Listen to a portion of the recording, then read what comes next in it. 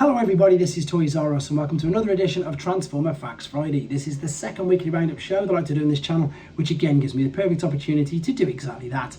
Keep you guys updated with things that are going on in the world of Transformers.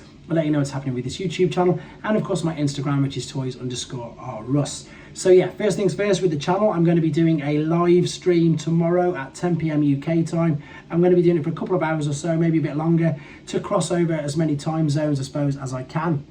Look forward to seeing you guys in the chat, and also just to remind you that if you're a channel member, that's your opportunity to win a deluxe figure of your choice. I'll just ping you the money via PayPal or post your figure, whatever works out, but of course you've got to be a channel member to be able to be in for the draw with that. However, that's just not what it's about. I'm going to be chatting about anything, everything. If there's any figures or anything you want to see in particular, let me know in the comments here or in the actual live, which I'm going to put up in a second, rather than me having to then go and try and find it during the actual live stream. I've got no problems showing off any of the figures if people want to see them, but of course try and give me just a little bit of notice. It just obviously helps me out.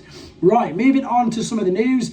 This is from TFW 2005. This is interesting. This is something that I never collected myself. So this is Creons.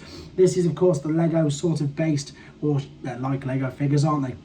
Now, this is Creon Warriors Series 4. Now, I'm just reading from here because I don't know too much about it. It says this is really interesting because Series 3 never showed up at retail at all. So they thought they'd been done. They did Series 1 and 2. Series 3 never turned up, and now we've got Series 4. So don't take this as gospel, but this is what we've got. So we've got Warriors. So they are all based, all our favourite characters, well, some of our favourite characters from G1 in Warrior-based attire. So this, of course, is Optimus Prime. We've then got Jazz. We've also got Megatron. There's going to be Bumblebee in a second. There's going to be Starscream. There's also going to be Hot Rod as well. So if this is your thing, guys, let me know. I remember they were huge at one point. That reminds me of, I've forgotten his name, the baddie at the end of Boba Fett. I think it was anyway. He lives the cowboy, look like that. But yeah, as I say, something I never collected. So let me know in the comments if it's something you're interested in or if you do still collect them, because there's so many of them now. Right, moving on, for people who are looking forward to going to TFNation Minicon in Manchester at the end of March. Chris Carter is confirmed. And again, reminder, this is just the Minicon in Manchester at the end of March, not the main one in August. But both events, and of course TF UK Con in May, are looking to be great. They're lining up brilliantly already. Moving on to something else I'm going to show you in a second. I think this is fantastic, especially in this day and age, because everything's digital, everything's download, everything's, you know, a virtual copy. This is Skybound's Void Rivals additional printing. So these are actual physical copies of the comics that they're going to be printing out, which is great. So there's all different variants of the covers as well. But most importantly, as I say, they are physically printing the issues out again, which shows how popular they are and the fact that they're selling well. So that's a great cover. There's Shockwave. So again, these are issues that are already out. They're just reprinting them, but again, giving you the option now of some different covers, which again, I think is fantastic. Let me know what you think of the comic book series of this so far. I'm still yet to read mine, in honesty. Right, what we've got here now, this is another case of someone who can make something look amazing with photos. So this is Weibo user NoTrab. This is the Walmart exclusive, this is the Earthspark Optimus Prime battle-based trailer toy. But what it actually looks, or I believe it says here, that it was used in 2018 as the Walmart exclusive Cyberverse Optimus Prime battle-based trailer. And all they've done is there's a blue Energon axe and silver paint apps instead of black. So this was previewed. This is Earthspark. So this is the latest version. And as I say, this is it's quite a basic toy. It's aimed at a much younger demographic, of course, because of the cartoon. But as I've just read out, it obviously looks like it was previously released under the Cyberverse toy line as well. And once again, this is a case of the photographer making, I think, figures look slightly better than what they are. You can tell it's basic, but it also looks a lot of fun. And again, it's going to be, I think, somebody for the younger audience. Still looks great. Right, moving on to a couple of things that we saw previewed again last year.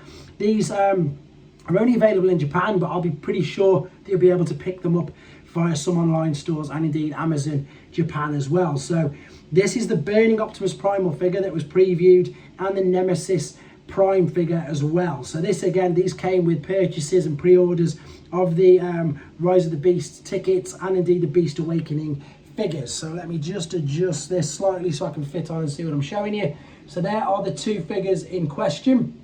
There is the Optimus Primal figure, and he just looks sensational.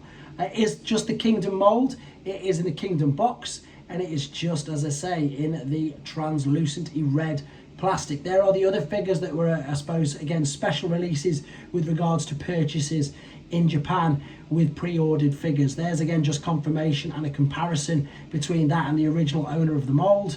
And then we've also got some images in the alternate mode, and indeed with, you're going to see in a second, the Nemesis Prime figure. And correct me if I'm wrong, but this looks to be the Bumblebee Studio Series mold rather than the new 102. And again, I like this. I just think the black deco on it really works. I'm going to be keeping my eye out for where to get these online.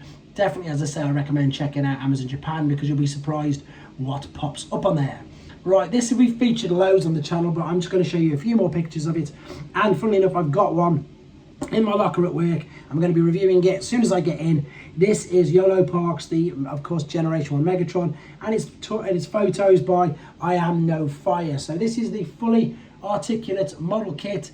It's about 20 plus centimeters tall. It's huge, it's highly detailed. As I say, I've literally just had one physically in my hands. Can't wait to get home, do the full review of it, show you just how good it is. To be honest, it is exactly as you want your G1 Megatron.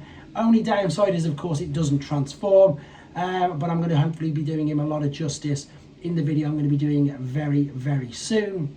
Loads of accessories, highly posable, and yeah, can't wait. I'll be showing you that very soon in a second. This is now from T-Formers as well. So this is in-hand video and images from Phantasmo Studio FS01 Elite Leader. It's a little bit like a model kit, but it's also a bit like 3-0. So this is, I suppose, a knockoff of a third-party company. Well, 3-0 obviously licensed by Hasbro and Takara to make Transformer figures. This one isn't. Let me show you some comparison shots there. So there's the kit pieces. It is pretty much all built up already. You can just change the arms and stuff. That's the 3-0 official one on that side. This is the unofficial one here. And, you know, I've got to say, it does look really good. It just still baffles me how companies get these sort of products out without them being, I don't know, pulled by Hasbro or Takara, to be honest. It does look good. Because it's on the news, I'm going to show it you. Right, moving on to the third-party websites. This is from Iron Factory's Weibo page. They've got yet more images and indeed a video on their take of Leo Kaiser's drill horn. And on the New Age page, it shows that they are starting to ship their paint Apo deck of Slicer, basically. So it's Wheeljack, but in the Slicer deco. And if you want to order that, I'm going to show you how in just right now. Well, there is this website called Show Z. You can get points on there as well. You can support my channel by typing Toys R Us into that bar, and I'm just going to show you a few figures that they've got there on pre-order already. Most of these you'll have seen previewed on this channel. There is the excuse me, there's the New Age takes on Sea Spray. There's the Yolo Park Scourge you can see coming up in a second. There's Bumblebee, again 3-0 figures. There's Masterpiece figures, there's Masterpiece movie figures, there's Iron Factory, Fans Toys, Fans Hobby. There's just so much on there. It would take me all day to read out every single thing that's available on there, but it's definitely worth checking out. With regards to the channel, I'm really enjoying doing the A to Z of Transformers. I seem to be getting them in the right order at the moment. I'm glad you guys are enjoying it. There seems to be a lot of positivity about it. I'm going to be doing one a day, as I say, so that's something. It's going to take me about 2 years to do, I think, but it's enjoyable doing it. I hope you guys are enjoying it. And again, I hope to speak to you a lot of you rather, tomorrow night in the live. Take care, guys.